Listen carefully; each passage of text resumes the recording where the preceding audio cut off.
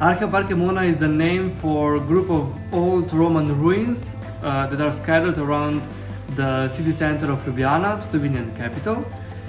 These are the remains of a Roman city called Colonia Julia Emona, built around 1415 AD.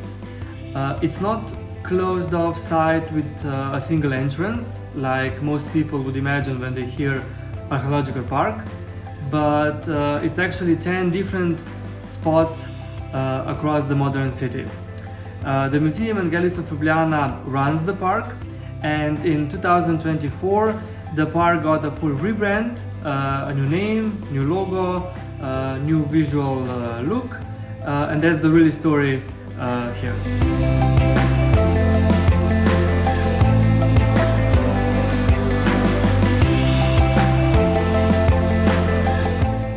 Actually, more than people might think.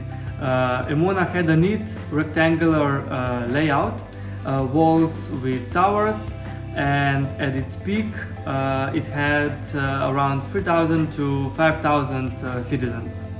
And it stood roughly between part of Mirje and Kongresni Trg, Congress Square, which is one of the main squares in today's city. The name Emona is still very present even today.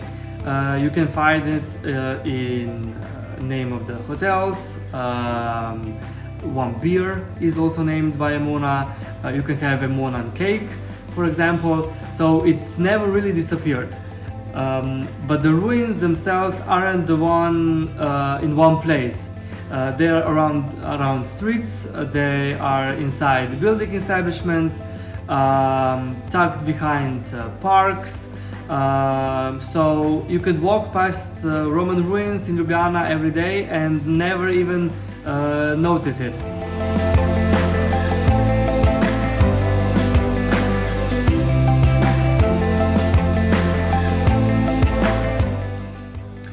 So we have 10 different sites or 10 different locations across the city.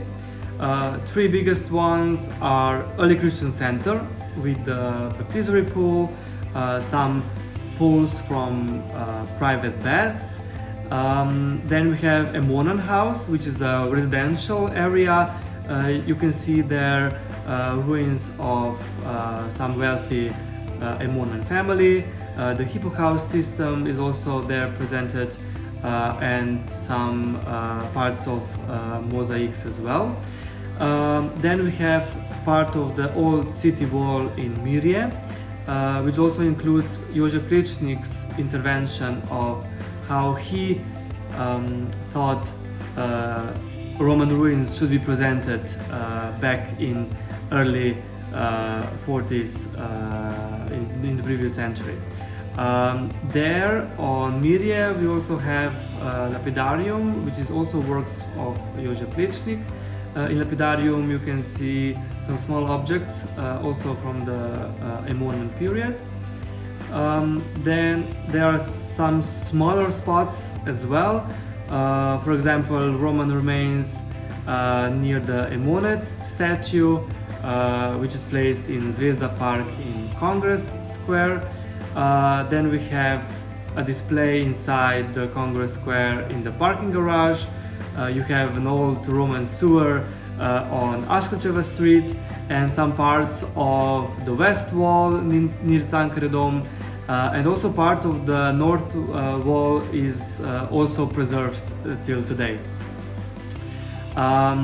Then the main, let's say, spot or location is based in the City Museum of Ljubljana, in the museum basement. There you can find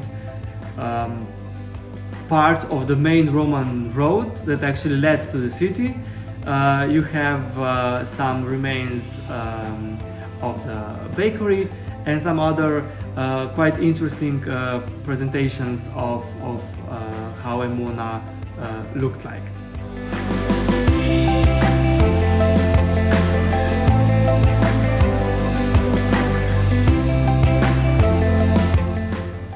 Well, it's a mix of good and bad, if I'm being honest. On one hand, it's hard to show people that park is one connected thing, even though that it's physically spread around the city.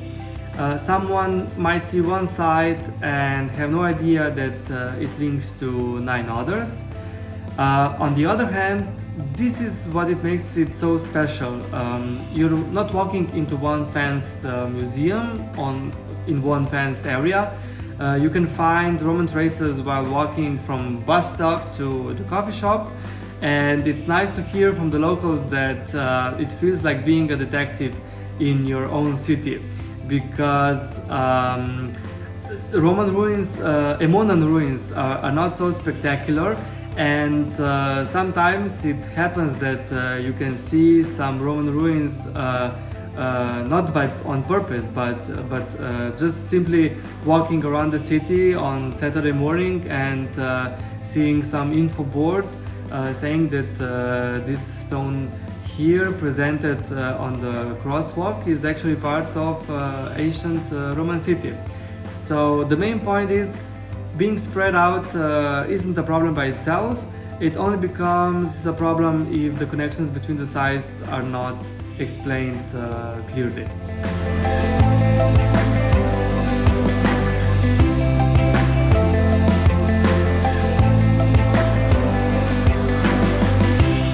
So Ljubljana today is packed with cultural stuff, with festivals, with exhibitions, posters, events every week, all fighting for the same attention. Ljubljana was also named one of the best cultural destinations to visit a few years ago. Someone also described Ljubljana as a city with culture on steroids, which is nice to hear, but in a place like that, a quiet archaeological site like Arheopark Emona can easily get lost. Roman ruins end up competing with concerts, art shows, food festivals, and everything else that the city puts on. And that's the big reason that park needed some bolder, eye-catching look, something that could stand out instead of blending into the background noise.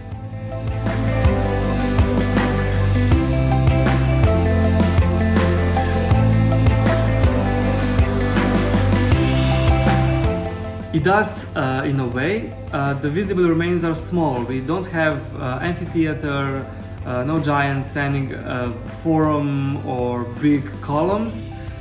Compared to the bigger sites elsewhere, for example in Croatia, in Pula, or in Italy, that can feel underwhelming at first. But the size isn't really the main issue here. Most people are still very impressed that something being 2000 years old sits right in the middle of the modern capital city, because the park is not placed in some rural place outside of the city. It's actually in the city center. The real challenge is telling the story well and being relevant for the nowadays cultural tourists. It's a challenge how to turn small physical remains into something people could connect with, or without stretching the truth or being too dramatic, which would hurt the site's credibility. So this is the challenge: how to stay authentic, but in a way still interesting enough to be visible in this hyper-productive city.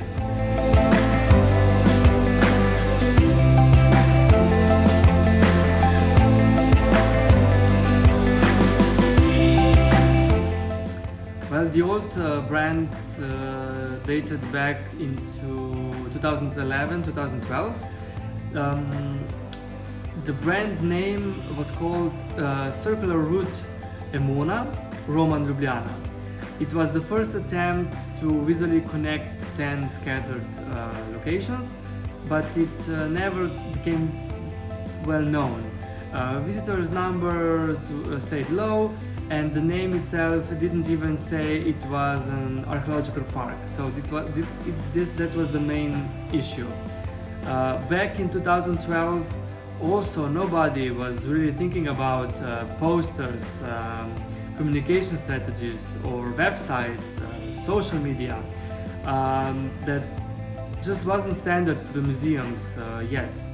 After Emona's 2000th celebration, 2000th anniversary in 2013, 2014, and after COVID hit, Ljubljana entered the point, a period with a huge boom in tourism and events, and archaeological sites like Emona started to feel lost in all of that. And that actually what pushed us to a full rebrand.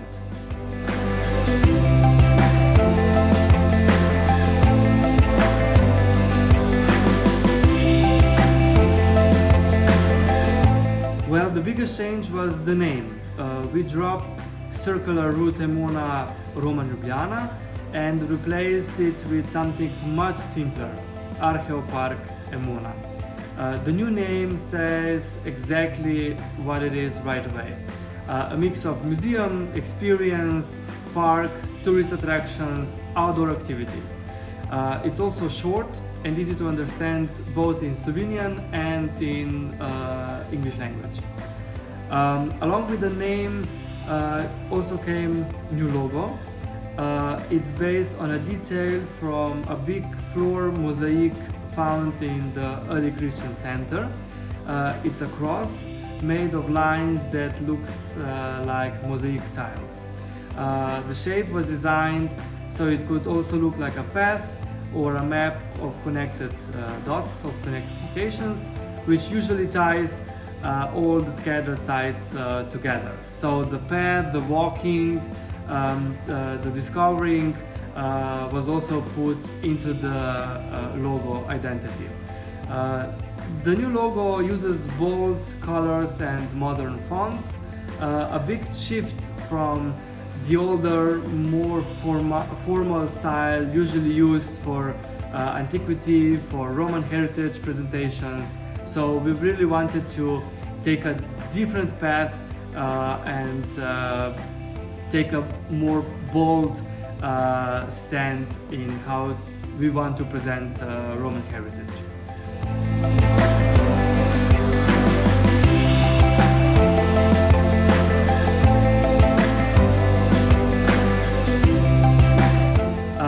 We decided to go with the much more playful ones, built around storytelling, instead of treating history as something distant and frozen in time. The new campaign presents it as a living story that you can walk through. The slogans include walk through the mosaic of history, for example, or take a best ancient tour in Ljubljana. I think that we have a third one as well. It's your shortcut to your ancient Rome. That last one especially targets international visitors because it connects Emona to something they already know. We all know Rome, Roman Empire. It's much more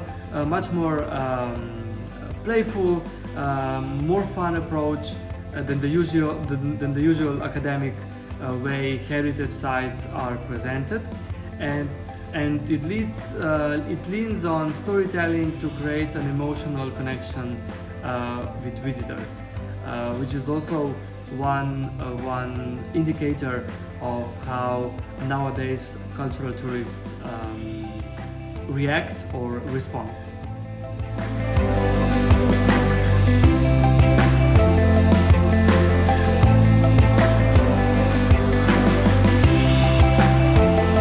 Actually, yes, and that was one of the main goals. Back in 2012, nobody thought about posters or social media, but now the park is active on TikTok, on Facebook, Instagram, and we also have our own website to communicate park activities and content related to park itself. The bolder look was built specifically to stand out in a busy, crowded city instead of getting lost in it. But the new look alone doesn't guarantee lasting attention. It needs to be backed up with the real content and activities, or the extra attention won't turn into a better visitor experience. But overall, yeah, we can see high numbers of visitors every year from the rebrand took its place, I think 2 years ago. Yeah.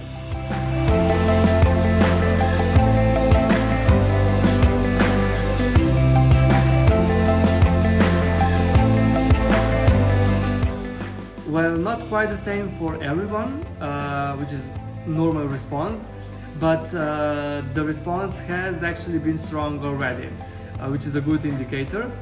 It's only been about 2 years since the rebrand, and we can already see a fact. Like I said before, visitors' numbers have gone up. The reaction is a bit different depending on who you ask. Locals really respond to the name Emona and to ideas like being a detective exploring your own city. It's about local pride and identity. International visitors react differently.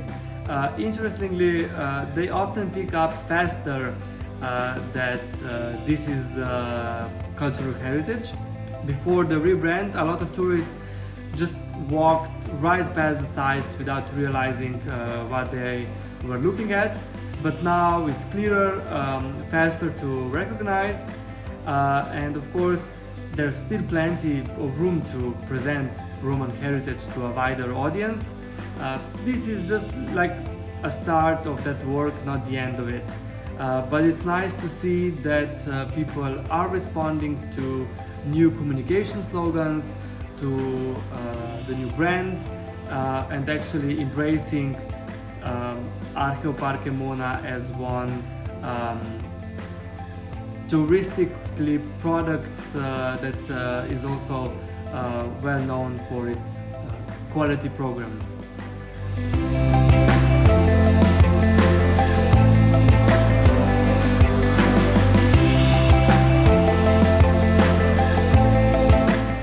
Well, I would say three main things. Having scattered locations, let scattered locations don't scare you. Bring scattered locations together under one shared brand and build the visual identity around something real, something authentic from the heritage as well, from heritage itself, from your place, not a generic antique logo, but something that's pulled out from your site, like a mosaic pattern, some special statue, or finding that it's really unique for your place, and that's what makes people actually trust it, and that will actually makes you stand out even more. Treat being spread out as an opportunity, not a weakness. It only works through if you back up with clear signs, a story that connects one side to the next, and without that, people just see disconnected fragments. So really take a hard work on visibility and how these locations are connected in between. And the last one, don't stop at visual refresh. A new logo, a new name will get you attention, but they won't hold it. You need to keep at a real content, experience, events, guided tours, festivals, things that give people a reason to come back. Branding isn't something you finish, but it's something that you need to keep building.